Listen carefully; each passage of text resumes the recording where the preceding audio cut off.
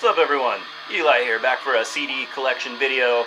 I'm back to playing music in the background. I experimented it with my last video, I think it was, and I didn't really, I like playing music. I don't find it distracting, and no one else seems to either, so I'm going to go with that as long as I think you keep it at an appropriate level and it doesn't fucking destroy the video. What we're listening to right now is one of my favorite band discoveries of 2019. I think I'd vaguely heard of them maybe in 2018, but I never listened to them. But Cripta Oculta, black metal out of Portugal. This album is Eros dos Dolmens Esquecidos. I never try to pronounce foreign languages, so I don't know why I did that just there. This came out on Sabbath Spire Records and Titan Woods as well. I have these copies of these, I think, still in my distros, as well as another Cripta Oculta album, I think, that I haven't listed yet. Which I probably would have sold a bunch if I had them listed, because people, I mean, this band seems to be, I don't know, pretty big, I guess you could say, in the underground. I do sell a lot of these. As you noticed, what I just showed, you saw some Sun Wheels and stuff. I don't know what their personal ideology is or whatever, what have you, but I like the music, and yeah, I don't know enough about the imagery and everything to say stay clear or whatever. I'm not here to talk about that shit, anyways. Anyways, move on to the CDs as usual. I got 10 here, and we'll get started after I reload myself on some coffee.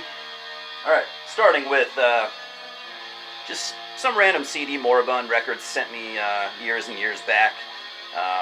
Didn't have a case or anything, so I guess that's why they sent it to me. It was probably a promo at one point that they reviewed, or I don't know. The band is called Diabolical. This EP is called Deserts of Desolation. This came out on Civilian Death Network. And Diabolical are a Swedish like thrashy death metal band, I guess you could say. They've been around for a good while at this point. They have a decent sized discography. I haven't listened to a lot of it. It's kind of on the technical side, but not like extremely technical, if that makes any sense. But if you like thrashy death metal, it's very competently played, and you might like it. Next I gotta put the coffee down, but I don't want to. Next I have Diabolique with The Diabolique. This is a doom band. Came out on Listenable Records out of France. And as far as I'm concerned, most notably known for Christian Wallen, aka Necrolord, the artist that you've enjoyed countless works from. He's in this band. He does vocals and lead guitar. There's the insert there. And yeah, so is he Swedish or is he Norwegian? I can't remember. But anyway, it's kind of a dark-sounding doom band. I haven't listened to this in a long time. But it's not like black metal doom or death doom or anything like that. It's kind of I guess you could say maybe gothic doom, but it's definitely got a very unique sound. But if you're into doom, I definitely would recommend it. They have a couple albums, and I did like this one, but I haven't heard it in a long time, so I can't say a whole lot about it. Then we have a Polish death metal band called Dies Irae with The Sin War. This came out on Metal Blade Records. I couldn't remember what label they came out on. Metal Blade in 2002. So Dies Irae sound, I guess they sound very Polish. They're a Polish death metal band, and they definitely sound like a Polish death metal band. If you like Decapitated and maybe later Vader, the more modern sounding Vader. If you like Hate, bands like that, then you'd probably like this. Me personally, I'm not too into a lot of that modern sounding Polish death metal, but I mean, they're good at what they do, and you might like it. Next we have one of my personal favorite albums, actually. I didn't love this album upon release. I remember reading about it before it came out, and I pre-ordered it. I was all stoked. It came out on, was Willow Tip, I think. Yeah, it came out on Willow Tip Records. We got Dim Mak, Knives of Ice. The reason I was interested in this album, and I had heard some Dim Mak prior to this, and I wasn't really too big on it, but I had heard really good things about this. The reason I was,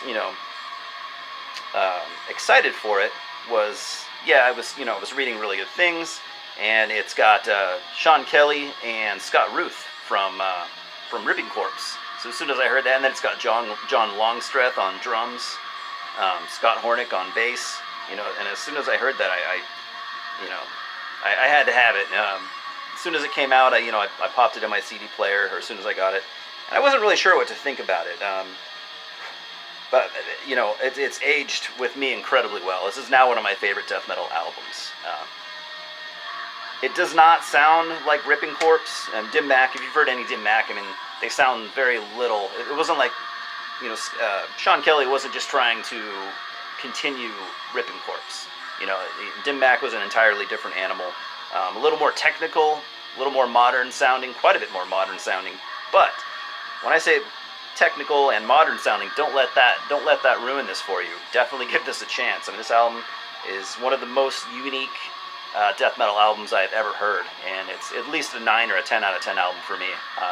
Dim Mak, Knives of Ice, definitely check it out. If you want one song to go check out on YouTube, to maybe, help you decide if you want to buy this or not, look up the song Monolith, and it's the last song on the album, and it's fucking great. All right, the next 7. God damn it! I actually have 11 CDs here. Oh well. The next 7 CDs I'm going to show you are from Dimmu Borgir. And yes, I am a Dimmu Borgir fan. Mostly their early stuff they have kind of lost me for quite some time now, but I still support them. I still, wish the best for them, and but I'm definitely a big fan of their old stuff. So we're going to start off with the 2000 reissue on Nuclear Blast of their debut album, For All Tid. This originally came out on No Colors in I can't remember what year, early mid 90s. So yeah, this is a digipack. Nice embossed CD there, very nice. Booklet, you lift up the booklet. It's a nice digipack. It's still hanging in there after 20 years. Their debut album I definitely think is among their best material. Maybe not their best, but pretty damn close. It was a nice debut. If you got into black metal, later on, most people that got into black metal later on, don't really like, or especially if they got into the more underground stuff. They don't want to touch anything Dimmu Borgir has done, and I sort of understand where you're coming from, but not completely. Sorry about that, guys. Fucking ran out of space on my phone, using my phone to record this again. So I got cut off. Hopefully my fucking limited computer skills will be able to figure out how to put these 2 videos together and not upload them separately. I really fucking don't. That's what I used to do in the past, and it's so stupid, but we'll see. It's very tasteless. Alright, moving on to the second Dimmu Borgir album, Stormblast. Regrettably, very regrettably, I only have the the re-recording from 2005. Now, a lot of people say that they don't like this. I personally think that I think it's pretty decent. I don't think it's a bad. I don't think they did a bad job at all. So say what you want. I don't care. So yeah, it comes with a CD and a DVD as well, which I guess I'm missing. I think I have it somewhere. But anyways, I think they did a pretty good job. Is it better than the original? Probably not. Production-wise, it's a more modern-sounding production, but for 2005 era Dimmu Borgir, I think it sounds pretty good. So, if anyone has an original copy of Stormblast that they'd want to trade or something, if you've just been hanging on to it and you absolutely don't want it, let me know. Yeah, I would be willing to trade you something for it. Alright. After that, they would put out Enthroned Darkness Triumphant on Nuclear Blast. I do consider this album a classic. This is probably, for me, the last album of their classic era. They still put out some good albums after this, but maybe not in the classic sense. And, you know, they turned a lot of people off with, you know, like having a keyboard player that wore a top hat and looked like a magician and shit. Whatever, I guess. I mean, it's a great album. There's lots of, it's still very much a black metal album. It's still catchy. You know, there's lots of, you know, traditional heavy metal influences in the guitar solos and stuff like that. Still a fantastic album. A lot of people can agree on that. Not everybody, but a lot of people can. After that, they would release their EP, Godless Savage Gardens, which, correct me if I'm wrong, and I might be. I want to say this was, you know, from the recording sessions, from the Darkness and Throne Triumphant recording sessions. If not, it was just right afterwards. Some decent artwork there. Not a mandatory EP by any means. I mean, there's some covers here. They cover Metal Heart by Accept. There's some re-recordings here from prior albums. And there are some live tracks, but there are, I don't know, 1 or 2 brand new tracks. So I guess it's worth it for those. It's a decent EP. Probably not mandatory for your collection, but if you're a big Dimmu Borgir fan, then I would say it's mandatory. After that, they would put out Spiritual Black Dimensions. Now this is the last album that they would put out that I really like. I do like the album that came out after this as well, but maybe not as much. This came out in 1999 on Nuclear Blast. I have a broken case, of course. Cool looking CD. Yeah. So on this album, I mean, it's still very much black metal sounding, you know, maybe leaning toward the commercial side a little bit. I mean, it's not like chock full of clean vocals or anything like that. It's still sinister sounding. It's still, you know, it's still a good, in my opinion, a good symphonic black metal album. And last for this video, I guess I should have just stopped there because that was 10 albums. But we're doing 11 today, I guess. God damn, I don't know why. But, yeah, Puritanical Euphoric Misanthropia.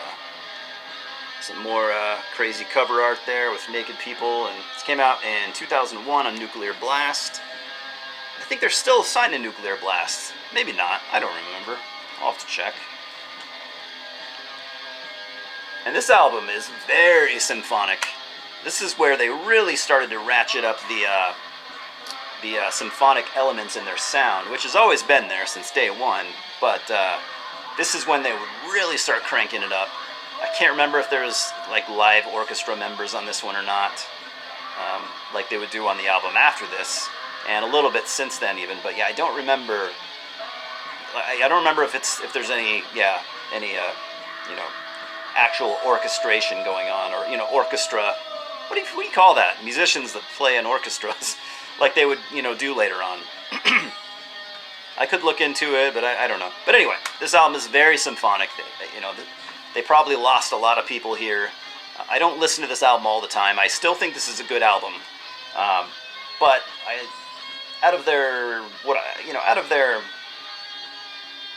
older stuff, I guess you could say, this is one of the albums I listen to the least. It's still pretty good. I mean, if you like very symphonic black metal, it'll be good for you. But you know, if you're not sure about symphonic elements in your black metal, you know, just avoid that one like the plague. But I don't have to tell you that because you're probably already avoiding Dimmu Borgir as a whole like the plague. So just keep doing you, right? All right, that's all I got, guys.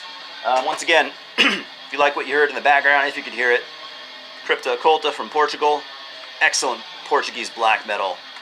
They're getting bigger and bigger. I mean, I feel like, first of all, they're really fucking good. Second of all, they're from Portugal, which, you know, the Portuguese black metal scene is just getting a lot of attention right now, and deservedly so.